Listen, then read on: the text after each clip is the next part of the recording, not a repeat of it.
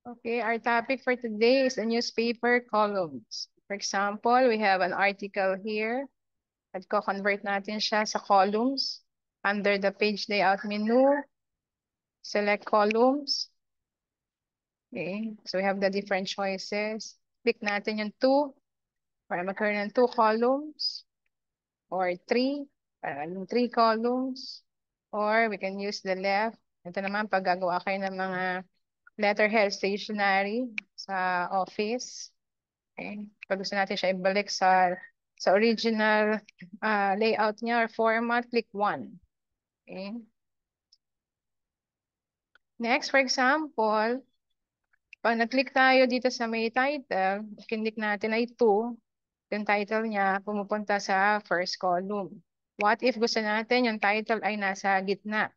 Okay? Na hindi papasok sa first column. So, paano natin siya gagawin? Okay? So, this time, punta tayo dun sa more columns. Lalabas yung dialog box. Okay? So, first, we must position our cursor or insertion point after the title. Okay? So, click columns, more columns. Next, apply to. So, hindi natin pipiliin yung whole document. Pipiliin natin this point forward. So, ibig sabihin nun, kung nasan yung insertion point mo, mula dun sa insertion point forward, yun lang yung magkikreate ng columns. Okay? So, click natin to. So, napapansin natin sa preview. Ito na yung pinaka-title. Ito yung body ng ating article. Okay? So, click OK. So, yung ating title ay naiwanan sa gitna.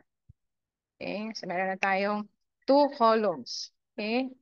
Next, repeat the command. This time, click natin yung line between para magkaroon ng line in between. Okay? So, pag gusto natin siyang gawing 3 columns, madali na yan. So, magiging 3 columns na siya. Okay? Or 2 columns. Okay? Tapos, highlight natin yung buong document, Control A, para sa justification. Okay? Para pantay yung kaliwat kanan natin. Okay? Or minsan din, for example, balik natin siya ulit sa single column.